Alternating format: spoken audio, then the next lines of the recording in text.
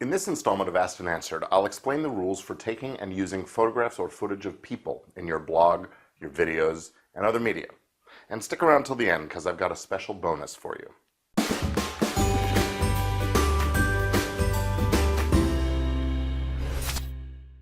My friend Janice is an artist, blogger, and entrepreneur. She wrote in with her question. I have a question about taking photos of a stranger, or I suppose even not a stranger, and then posting it to your blog.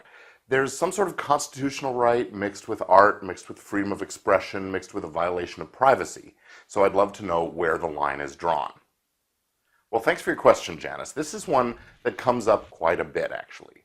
The truth is, it doesn't really matter whether the person you're shooting is a friend, a stranger, or whatever. What matters are two things. First, where and under what circumstances the photography is taking place. And second, how you're using the image or footage. Okay, now before I go further, I just need to mention that I'm talking about US law here. Janice is in Canada, and things there might be slightly different. So if you're outside the US, you're going to want to check with a local lawyer. You shouldn't rely too heavily on the information you find here. All right, so under US law, you see, people have different expectations about their privacy when they're in their homes, their offices, workplaces, or other places where privacy is sort of a component of things than they do when they're out in public. This is why paparazzi aren't supposed to be creeping around in celebrities' backyards or on studio lots and so on, but they operate pretty freely when they're out in public spaces like on streets, parks, the beach, and so on. The same is true for someone who's not a celebrity. If they're in a public place, they're fair game to be photographed, filmed, taped, or whatever. But if the image capture is happening someplace where the person might have what we call a reasonable expectation of privacy, then you would need their permission to take and use the photo. But just because you catch the person out in public, that doesn't mean you're free to use the image or footage any way you please. You see, here in the US, we have the First Amendment to our Constitution, which creates, among other things, freedom of speech and of the press, and those freedoms are an awfully big part of this analysis. Most folks don't realize, though, that under the law there are different kinds of speech, and the right of the government to make laws that impact speech varies just a bit depending on the purpose of the speech in question. True artistic expression, whether it's a blog, a poem, a novel, along with political commentary or news reporting and other so-called editorial type uses, are given a pretty wide berth, and those First Amendment freedoms are very strong. Laws that abridge them are invalid, plain and simple. That's why publications like People magazine and the National Enquirer and TV shows like TMZ are able to use the footage they capture outside in public without anybody's permission. But speech directed at getting someone to engage in a business transaction of some sort, commercial speech as it's called, is treated a little bit differently. Laws that regulate commercial speech are allowed when there's an important government interest at stake and the law is reasonably related to that interest.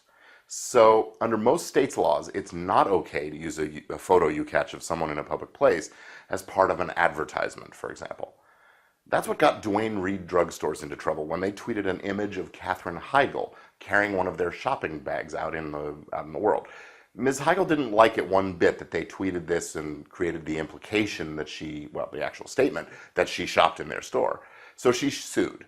And her right of privacy wasn't what was invaded. It was her right of publicity. That's the right to control commercial use of her name and likeness.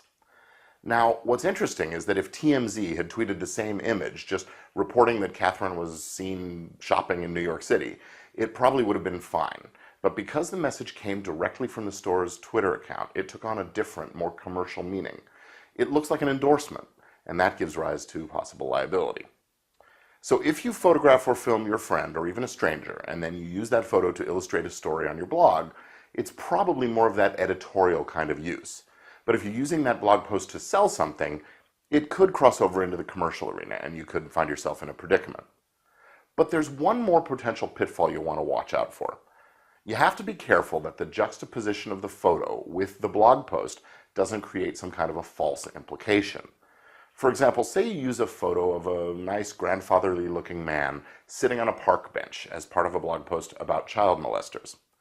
Even if you don't say, hey, this guy's a child molester, the mere implication could in fact be the basis for a defamation lawsuit. So that's why we lawyers recommend always using a model release whenever you can. And that's the special bonus I mentioned. I've got a free sample model release you can download and use when you take photos to use on your blog or whatever.